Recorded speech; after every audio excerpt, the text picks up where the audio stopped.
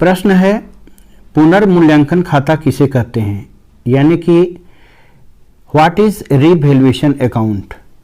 तो साझेदारी व्यवसाय के पुनर्गठन के समय, अब पुनर्गठन क्या होता है कि जब साझेदारी व्यवसाय का रिकंस्ट्रक्शन होता है, सपोज मान लीजिए कि या तो कोई पार्टनर एडमिशन लेता है, या कोई पार्टनर बिजनेस से रिटायर होता है, या किसी पार्टनर की डेथ हो जाती है, ठीक है, या फिर साझेदारी के रेशियो में चेंजिंग होता है, इसको रिकंस्ट्रक्शन कहते हैं। तो जब किसी भी कारण से साझेदारी व्यवसाय का रिकंस्ट्रक्शन होता है, पुनर्गठन होता है, तो संपत्तियों और दायित्वों का फिर से मूल्यांकन किया जाता है और इसके लिए जो भी खाता बनाया जाता है उसे ही पुनर्मूल्यांकन खाता यानी रीवैल्यूएशन अकाउंट या लाभ हानि समायोजन खाता कहते हैं। पुनर्मूल्यांकन खाता एक प्रकार का नाम मात्र का खाता यानी नॉमिनल अकाउंट है, जो संपत्तियों और दायित्वों के मूल्यों में होने वाले परिवर्तन के कारण जो लाभ या हानि होता है उसको दिखाता है। अब संपत्तियों के मूल्य में वृद्धि या दायित्वों के मूल्य में कमी होती है तो लाभ होता है। देखिए जैसे कि अब मान लीजिए एसेट्स, कोई भी एसेट्स है, सपोज मान लीजिए एसेट्स आपका 20,000 का है, अब उसका वैल्यू अब 30,000 रुपये हो गया तो 10,000 रुपये का प्रॉफिट हुआ। तो यही लिखा है कि संपत्तियों के मूल्य में वृद्धि या दायित्वों के मूल्य में कमी होती है। अब लायबिलिटीज की बात करते हैं, एसेट्स बढ़ने से फायदा हुआ, 20,000 का एसेट्स था वो 30,000 का हो गया तो 10,000 रुपये का फायदा हो गया। अब लायबिलिटीज इसका उल्टा होता है। अब मान लीजिए कि लायबिलिटीज में लोन है, आपके ऊपर लोन है, अब मान लीजिए 20,000 का लोन है, अब लोन आपका 18,000 का हो गया तो लोन आपका 2,000 रुपये घटा तो ये 2,000 रुपये आपका क्या हो गया, लाभ हो गया, प्रॉफिट हो गया। तो एक और हम देख रहे हैं एसेट्स का वैल्यू बढ़ने से प्रॉफिट हो रहा है और लायबिलिटीज का वैल्यू घटने से प्रॉफिट हो रहा है। तो यहाँ यही लिखा हुआ है कि संपत्तियों का मूल्य बढ़ने और दायित्वों का मूल्य कम होने से लाभ होता है। इसके लिए रीवैल्यूएशन अकाउंट को क्रेडिट किया जाता है। ऐसी स्थिति में रीवैल्यूएशन को क्रेडिट करेंगे। अब इसका उल्टा आ जाइए, अगर संपत्तियों का मूल्य में कमी होता है, सपोज मान लीजिए अब आपका एसेट्स जो है वो 20,000 का था और वो एसेट्स हो गया 15,000 का, तो एसेट्स का मूल्य में कमी होने से 5,000 का आपका क्या हो गया, ये लॉस हो गया आपका। या लायबिलिटीज का वैल्यू बढ़ने से भी लॉस होता है। सपोज मान लीजिए आपके पास आपके ऊपर लोन 10,000 का था और अब लोन आपके ऊपर कितना हो गया, 15,000 रुपये का लोन हो गया, तो ये 5,000 रुपये का लोन बढ़ गया, ये भी लॉस हो गया। तो हम लोग क्या देख रहे हैं कि संपत्तियों का मूल्य कम होता है। देखिए संपत्तियों के मूल्य में कमी या दायित्वों के यानी लायबिलिटीज के मूल्य में वृद्धि होने से हानि होती है, लॉस होता है। इसके लिए रीवैल्यूएशन अकाउंट यानी पुनर्मूल्यांकन खाता को डेबिट किया जाता है। अब डेबिट और क्रेडिट जो करना था कर दिया। अब उसके बाद लास्ट में हम लोग रीवैल्यूएशन अकाउंट का जब टोटलिंग करते हैं तो टोटलिंग करते समय जो बैलेंस बचता है, यहाँ पर आपका देखिए आंसर में लिखा हुआ है, इतना करने के बाद यहाँ क्या बोलता है कि इसके लिए रीवैल्यूएशन अकाउंट को डेबिट किया जाता है। रीवैल्यूएशन अकाउंट के खाते में जो भी शेष बचता है, अब जैसे मान लीजिए कि आप रीवैल्यूएशन अकाउंट बना रहे हैं, रीवैल्यूएशन अकाउंट इस तरह से बनता है। अब इसका ये क्रेडिट भाग है और ये आपका डेबिट भाग है।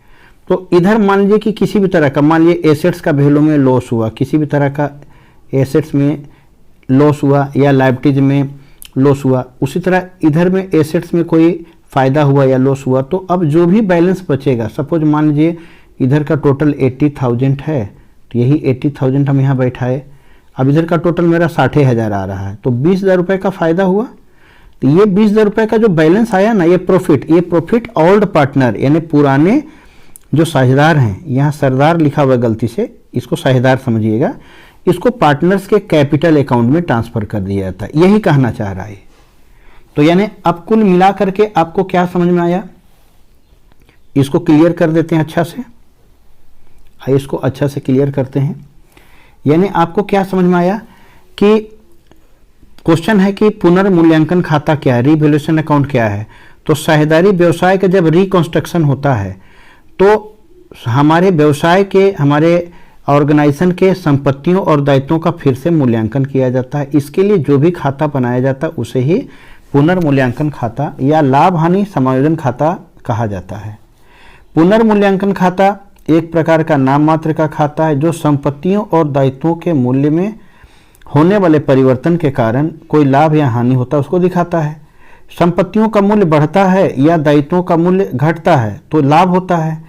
इसके लिए रिवैल्यूएशन अकाउंट यानी पुनर्मूल्यांकन खाते को क्रेडिट करते हैं। अब इसका उल्टा आ जाइए, संपत्तियों के मूल्य में कमी या दायित्वों के मूल्य में वृद्धि होती है तो यह हानि होती है। इसके लिए रिवैल्यूएशन अकाउंट यानी पुनर्मूल्यांकन खाते को डेबिट किया जाता है। अब रिवैल्यूएशन अकाउंट यानी कि पुनर्मूल्यांकन खाता में अगर कोई बैलेंस बचता है तो पुराने पार्टनर में इसको पुराने रेशियो में बांट दिया जाता है। तो ये तो आपका क्वेश्चन हो गया। अब आइए इसी को हम लोग एक बार इंग्लिश में भी अच्छा से चीज को, इंग्लिश में भी वही कहानी है। क्वेश्चन है व्हाट इज रिवैल्यूएशन अकाउंट। तो at the time of reconstruction of partnership firm the assets and liabilities are revaluate and the account prepare for this called revaluation account और profit and loss adjustment account. Revaluation account is a nominal account which show the gain or loss due to change in the value of assets and liabilities. In increase of the value of assets and decrease in the value of liabilities result in gain for which the revaluation account is created, and the decrease in the value of assets or increase in the value of liabilities result in loss. For this revaluation account is debited. The balance in the revaluation account is transferred to their old partners capital account. The existing partners लिखा हुआ है in the ratio of old partners. तो इस प्रकार हम लोग यहाँ पर देखें कि रिवैल्यूएशन अकाउंट क्या है। तो इसमें हम लोग क्या समझे कि किसी प्रकार से जब हमारे पार्टनरशिप बिजनेस का रिकंस्ट्रक्शन होता है, रिकंस्ट्रक्शन पुनर्गठन, तो ऐसी स्थिति में एसेट्स का वैल्यू घटता या बढ़ता है। अगर एसेट्स का वैल्यू हमारा इंक्रीज करता है तो ये प्रॉफिट है, या लायबिलिटीज का वैल्यू डिक्रीज करता है तो भी प्रॉफिट है। अब इसका उल्टा आ जाइए, एसेट्स का वैल्यू डिक्रीज करता है या लायबिलिटीज का वैल्यू जो है वो इंक्रीज करता है तो ये लॉस है। तो इस तरह से एसेट्स और लायबिलिटीज के वैल्यू में जो फ्लक्चुएशन होता है, इसके कारण जो हमको प्रॉफिट या लॉस होता है, इसी को दिखाने के लिए जो अकाउंट हम बनाते हैं उसे ही हम लोग रिवैल्यूएशन अकाउंट कहते हैं। अगला क्वेश्चन है आपका, अंश और ऋण पत्र में क्या अंतर है। What is difference between share and debenture.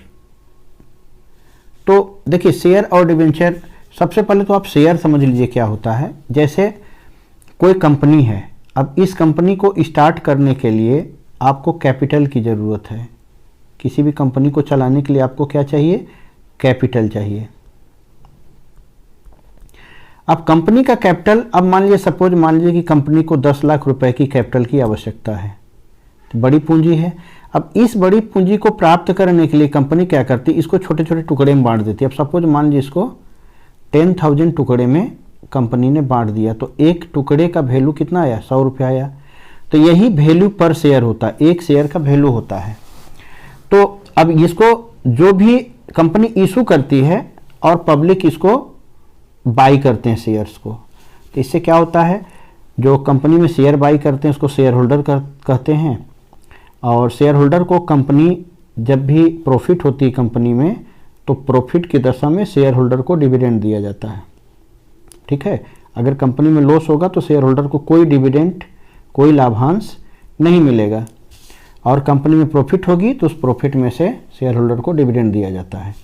तो यहाँ हम लोगों ने देखा कि शेयर के बदले में डिविडेंड दिया जाता है। ठीक, अब आइए डिबेंचर के बारे में भी थोड़ा सा समझ लिया जाए। अब डिबेंचर क्या होता है,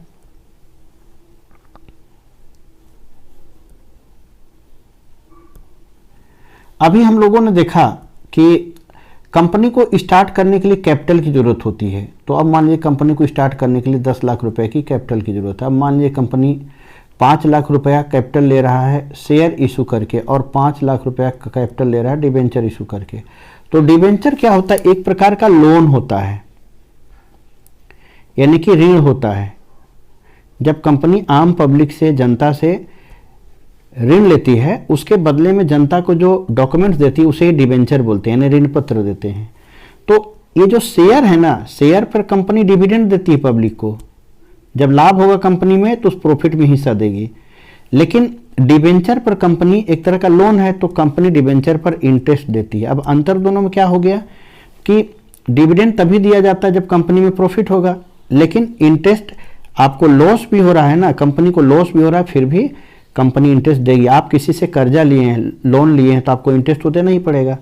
तो अगर पब्लिक ने आपसे डिबेंचर लिया है, यानी आपने डिबेंचर के द्वारा पैसा लिया है, तो आपको पब्लिक को इंटरेस्ट देना ही पड़ेगा, चाहे आपकी कंपनी में फ़ायदा हो या घाटा हो। अब समझ में आ गया होगा। अब आइए इसका आंसर को अच्छी तरह से हम लोग देखते हैं, किस तरह से एग्जाम में आंसर को लिखा जाएगा उसको देखते हैं। तो आप देखिए, आपका आंसर में सबसे पहले पूछ रहा है कि what is difference between share and debenture. Share और डिबेंचर में क्या अंतर है, ठीक है। अंश और ऋण पत्र में क्या अंतर है। तो अंश पूंजी का वह भाग है, अंश पूंजी का वह भाग है, अंश पूंजी का भाग होता है, जबकि ऋण पत्र कंपनी के ऋण का भाग होता है। पहला अंतर तो यही है। अंशधारी कंपनी के मालिक होते हैं, जबकि ऋण पत्रधारी कंपनी के लेनदार होते हैं। अंशों पर लाभांश दिया जाता है, जबकि ऋण पत्रों पर ब्याज दिया जाता है। अंशों पर लाभांश तभी दिए जाते हैं जब कंपनी में लाभ होता है। ऋण पत्र पर ब्याज तब भी दिया जाता है जब कंपनी में लाभ नहीं होता है, हानि भी होता है तब भी देना पड़ता है। अभी हम लोग समझे थे। अंश दो प्रकार के होते हैं, एक समता अंश और एक पूर्वाधिकार अंश, जबकि ऋण पत्र कई प्रकार के होते हैं। तो थोड़ा सा ये वाला पॉइंट को भी क्लियर किया जाए। अब देखिए, how many types of share. तो शेयर भी दो प्रकार का होता है। एक इक्विटी शेयर होता है, इसको समझ लीजिए, हो सकता है एग्जाम में इसका अलग से पूछ, और दूसरा प्रेफरेंस शेयर होता है, शॉर्ट में लिख दे रहे हैं। तो इक्विटी शेयर वह शेयर होता है जिसको सबसे लास्ट में डिविडेंड मिलता है, यानी कि इस शेयर होल्डर जो होते हैं ना, ये बहुत बड़ा रिस्क लेके चलते हैं। इनको डिविडेंड भी सबसे लास्ट में मिलता है। इन प्रेफरेंस शेयर होल्डर को डिविडेंड देने के बाद अगर पैसा बचेगा तभी बेचारे को, इनको इक्विटी वालों को डिविडेंड मिलेगा। और जहां तक पूंजी वापस, कैपिटल को रिटर्न पाने का प्रश्न होता है, तो ये इक्विटी शेयर होल्डर अपनी कैपिटल को वापस नहीं ले पाते हैं जब तक कंपनी जिंदा है, ठीक है। यानी कि प्रेफरेंशियल शेयर होल्डर को उनकी पूंजी वापस हो जाती है, पहले उनको डिविडेंड पहले मिल जाता है, उसके बाद ही जाकर के इनको डिविडेंड मिलता है या इनकी पूंजी वापस होती है। अगर इनको डिविडेंड देने के बाद इसके लिए पैसा नहीं बचता है तो इनको कोई डिविडेंड नहीं मिलता है। और इनकी पूंजी वापस होने के बाद अगर कोई पैसा नहीं बचता तो इनका कैपिटल भी रिटर्न नहीं हो पाता है। तो ये भी थोड़ा सा जानकारी लेना जरूरी है कि इक्विटी, अब इक्विटी शेयर होल्डर को कंपनी का मालिक क्यों कहा जाता है, क्योंकि देखिए ये बहुत बड़ा रिस्क लेके चलते हैं। जैसे कोई मालिक अपने घर परिवार के लिए, अपने व्यापार के लिए रिस्क लेके चलता है, वैसे इक्विटी शेयर भी बहुत ज़्यादा रिस्क लेके चलते हैं। यानी कि बेचारे को डिविडेंड भी लास्ट में मिलता है, इनके डिविडेंड पर कोई परसेंटेज भी फिक्स नहीं होता है, और इनको अपनी पूंजी वापस मिलने का भी कोई चांसेस नहीं होता है, ठीक है। और जब प्रेफरेंशियल शेयर होल्डर को डिविडेंड मिल जाता है, उनकी पूंजी वापस हो जाती है, उसके बाद ही इनका नंबर आता है। तो इसलिए ये बहुत बड़ा रिस्क लेके चलते हैं, तो इसलिए कंपनी के मालिक होते हैं। और इक्विटी शेयर होल्डर को कंपनी की मीटिंग या सभा में भाग लेने का अधिकार होता है। कंपनी में कोई वोट होता है तो वोट देने का अधिकार होता है, लेकिन प्रेफरेंशियल शेयर होल्डर को ना तो मीटिंग में भाग लेने का अधिकार होता है, ना ही वोट देने का अधिकार होता है। तो ये भी आप जान लीजिए कि इक्विटी और प्रेफरेंशियल में भी अगर कोई डिफरेंस आएगा तो आप इसको भी एग्जाम में लिख सकते हैं। तो ये क्वेश्चन कंप्लीट हो गया। अब इसको एक बार हम लोग इंग्लिश में भी देख लेते हैं। अब देखिए यहाँ क्या बोलता है, state any 4 differences between share and debenture. तो यहाँ पर क्या लिखा है, share are part of the capital whereas debenture are the loan of company. Share holder are the owner of the company whereas debenture holder are the creditor of the company. Dividend is paid on share while interest is paid on debenture. Dividend on share are paid only when the company makes profit, while interest on debenture is paid even when the company does not make profit. Share are two types, equity share and preference share. while debenture are of many types. तो ये question आपका complete. अगला question आपका है आय व्यय खाते और प्राप्ति भुगतान खाते में क्या अंतर है। अब देखिए आय व्यय खाता क्या है कि नॉन प्रॉफिट ऑर्गेनाइजेशन यानी कि कुछ ऐसी संस्थान होते हैं जिनका उद्देश्य लाभ कमाना नहीं होता है बल्कि समाज की सेवा करना होता है, जैसे एनजीओ वगैरह होते हैं, जैसे अब क्लब हो गया, अनाथालय हो गया। तो वो लोग दो तरह के खाते बनाते हैं, एक इनकम एंड एक्सपेंडिचर अकाउंट बनाते हैं, इनकम एंड एक्सपेंडिचर अकाउंट, ठीक है। तो इसका फॉर्मेट कैसा होता है, इसका फॉर्मेट कुछ इस तरह से होता है, इसको आप देख लीजिए जरा सा। इधर में एक्सपेंडिचर को दिखाया जाता है और इसका क्रेडिट साइड जो होता है ये यहाँ पर इनकम को दिखाया जाता है। इसका फॉर्मेट पहले आप जान लीजिए। ये तो अमाउंट का कॉलम हो गया, शॉर्ट में लिख दे रहे हैं, आप समझ जाइएगा। अब यहाँ एक्सपेंडिचर में क्या दिखाते हैं, जैसे मान लीजिए कि आपका कोई क्लब है तो क्लब में आपने रेंट वगैरह दिया है, उसको आप यहाँ दिखा दीजिए, ठीक है। अब मान लीजिए स्टाफ को आपने सैलरी वगैरह दिया है तो इसको आप यहाँ दिखा दीजिए। और उल्टा साइड में क्या होता है, जैसे मान लीजिए आपके क्लब को सब्सक्रिप्शन मिला है, चंदा मिला है, तो सब्सक्रिप्शन आप इधर दिखा दीजिए। आपके क्लब को डोनेशन वगैरह मिला है तो डोनेशन को आप इधर दिखा दीजिए। अब अगर मान लीजिए कि आपका क्रेडिट बड़ा है, इधर का बड़ा है, यानी मिलने वाला आइटम बड़ा है, अब आपका मान लीजिए 1 लाख रुपया क्रेडिट आ गया, तो यही टोटल को आप क्रेडिट वाला को इधर डेबिट में बैठा दिया। अब इधर का टोटल मान लिया 80,000 आ रहा है, तो इसका मतलब यह हो गया कि 20,000 का आपको प्रॉफिट हुआ है। तो चूंकि आप जो बना रहे हैं, आप NPO not for profit organisation है, तो आप कोई पीएल अकाउंट तो बना नहीं रहे हैं, इसका नाम इनकम एंड एक्सपेंडिचर अकाउंट है। तो ये जो 20,000 का फायदा हुआ है ना, इसको प्रॉफिट आप नहीं लिख सकते हैं, इसको आप सरप्लस लिख सकते हैं, इसको आप सरप्लस लिख सकते हैं, या आप ऐसा भी लिख सकते हैं एक्सेस ऑफ इनकम, ये इनकम है और ये एक्सपेंडिचर है, तो आप लिख सकते हैं excess of income over expenditure, इसको आप लिख सकते हैं excess of income over expenditure.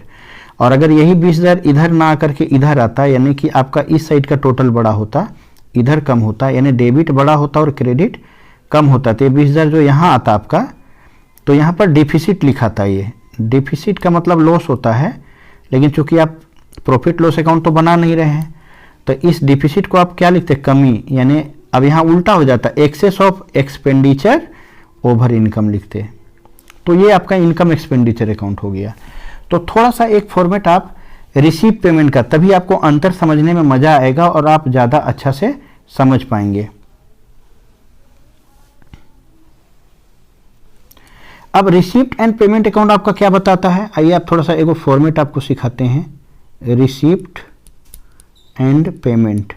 अब जैसा इसका नाम है रिसीप्ट एंड पेमेंट अकाउंट, नाम ही है, तो देखिए इसमें क्या होता है ना, इसमें भी 2 कॉलम इसी तरह से होता है। डेबिट का जो कॉलम होता है ना वो रिसीप्ट होता है, और क्रेडिट का जो कॉलम होता है उसको पेमेंट कॉलम बोलते हैं, और ये तो अमाउंट कॉलम है ही।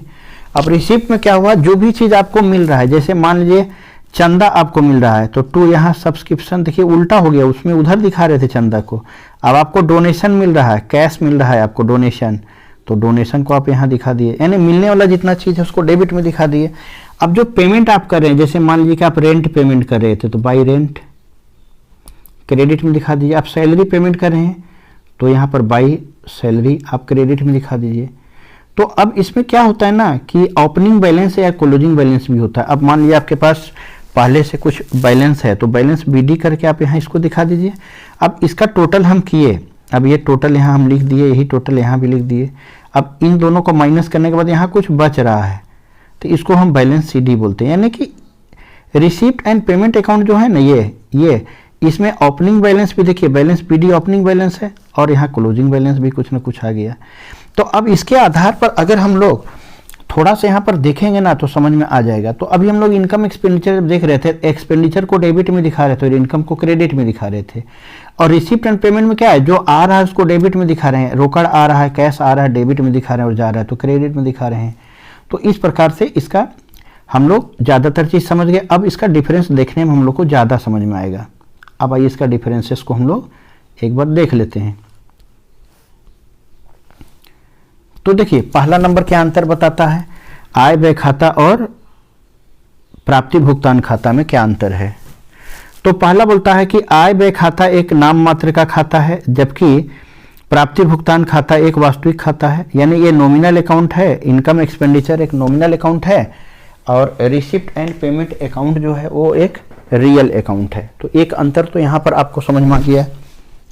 अब आइए दूसरा अंतर देखते हैं। दूसरा अंतर में क्या बोलता है कि आय व्यय खाता गैर व्यापारिक संस्थानों का रेवेन्यू खाता है। रेवेन्यू खाता का मतलब होता है ना कि इनकम और एक्सपेंडिचर, उसको रेवेन्यू बोलते हैं हम लोग, जो कि लाभ हानि खाते की तरह काम करता है। जबकि प्राप्ति भुगतान खाता नगद लेन देन का सारांश है, इसलिए बिल्कुल कैश अकाउंट के जैसा काम करता है। तो दो अंतर हो गया आपका। यानी ये बता रहा है कि ये पीएल अकाउंट के जैसा काम करता है और रिसीप्ट पेमेंट जो है वो कैश अकाउंट के जैसा काम करता है। तो दो चीज आप समझ गए।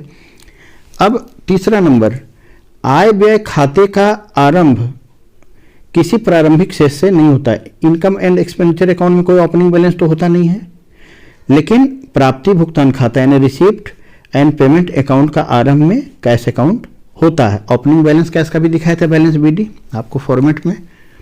और सबसे लास्ट अंतर है, आय व्यय खाते के अंत में व्यय पर आय का अधिक, यानी जिसको सरप्लस हम लोग बोल रहे थे, या आय पर व्यय का अधिक, जिसको डिफिसिट हम लोग बोल रहे थे, ये दिखाया जाता है। जबकि रिसीप्ट एंड पेमेंट अकाउंट यानी प्राप्ति भुगतान खाते में रोकड़ शेष निकाला जाता है। यानी कि कहने का मतलब कैश या बैंक का ओपनिंग बैलेंस दिखाया जाता है, closing balance. State the difference between income and expenditure account and receipt and payment account. थोड़ा इसको बड़ा किया जाए तो ज़्यादा अच्छा साफ साफ समझ में आएगा। अब देखिए, तो आपका यहां पर पहला नंबर अंतर क्या दिखा रहा है, income and expenditure account. Income and expenditure account is a nominal account whereas receipt and payment account is a real account। तो पहला अंतर तो यह हो गया कि income and expenditure account nominal account है और रिसिप्ट एंड पेमेंट अकाउंट जो होता है वो रियल अकाउंट है। तो पहला अंतर हो गया। दूसरा अंतर में हम लोग देखते हैं, income and expenditure account is the revenue account of non trading organisation which works like profit and loss account. अब ये बोल रहा है कि इनकम एंड एक्सपेंडिचर अकाउंट जो है एक रेवेन्यू अकाउंट है जो बिल्कुल पीएल अकाउंट के जैसा काम करता है। वेयर एज यानी कि जबकि receipt and payment account is the summary और डिटेल ऑफ कैश ट्रांजेक्शन। जबकि रिसिप्ट एंड पेमेंट अकाउंट क्या है, समरी है कैश लेन देन का, hence it is called the cash account of non trading entities. तो नॉन प्रॉफिट ऑर्गेनाइजेशन का ये cash account भी कहलाता है। इसके बाद हम लोग अगला देखते हैं, तीसरा और चौथा भी हम लोग का बचा हुआ है। तो तीसरा नंबर देखिए, income and expenditure account does not start with any opening balance while receipt and payment account start with the opening balance of cash account. Income और एक्सपेंडिचर अकाउंट किसी भी ओपनिंग बैलेंस से नहीं स्टार्ट होता है, लेकिन receipt and payment account opening balance के साथ ही स्टार्ट होता है। अब सबसे लास्ट पॉइंट है, the excess of income over expenditure और excess of expenditure over income shown in the end of income expenditure account. Income expenditure account का जब टोटल करते हैं तो या तो excess of income over expenditure आता है या excess of expenditure over income आता है। यानी कि इधर आएगा तो सरप्लस, इधर आएगा तो डिफिसिट होता है। लेकिन जब हम बनाते हैं रिसीप्ट एंड पेमेंट अकाउंट तो उसमें कैश या बैंक का क्लोजिंग बैलेंस हमको निकालना पड़ता है। तो ये हम लोगों का अंतर हो गया, डिफरेंस हो गया। तो ये भी क्वेश्चन हम लोगों का कंप्लीट हो गया।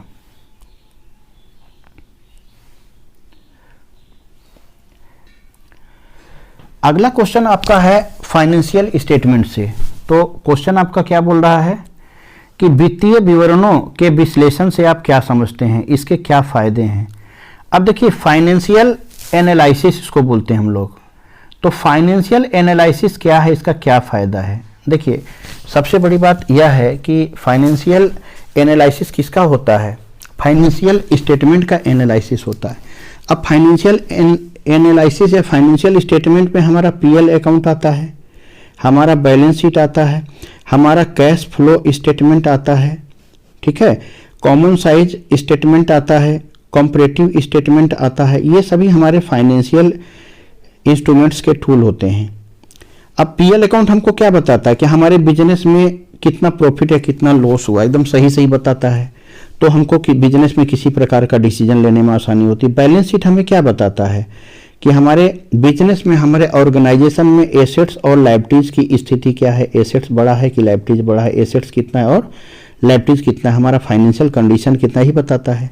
कैश फ्लो स्टेटमेंट हमें क्या बताता है, कितना कैश आ रहा है और कितना कैश जा रहा है और अभी कैश की स्थिति क्या है। कंपैरेटिव स्टेटमेंट हमें बताता है कि पिछले साल के कंपेयर में हम लोग इस साल कैसे हैं, अच्छे हैं कि खराब हैं। कॉमन साइज स्टेटमेंट हमें ये बताता है कि हमारा ग्रोस प्रॉफिट या नेट प्रॉफिट हमारे सेल के कंपेयर में कितना % कम या ज़्यादा है। तो इस प्रकार से फाइनेंशियल स्टेटमेंट का एनालिसिस जो हम करते हैं उससे हमको बहुत फायदा होता है। सबसे बड़ा फायदा यह होता है कि हम अपने पीएल अकाउंट का कंडीशन देखते हैं, बैलेंस शीट का कंडीशन देखते हैं, और हम कोई डिसीजन लेना है तो ले सकते हैं कि हमको कैश और कहीं से लाना पड़ेगा कि कैश और निकालना पड़ेगा, तो हम डिसीजन ले सकते हैं। तो डिसीजन मेकिंग में बहुत काम करता है। तो अब देखिए, इतना समझने के बाद अब अगर हम लोग यहाँ पर पढ़ते हैं क्वेश्चन को तो कुछ ज़्यादा ही समझ में आएगा। अब आइए हम लोग इसको समझते हैं, पूरा विषय वस्तु को थोड़ा सा और बड़ा कर लेते हैं।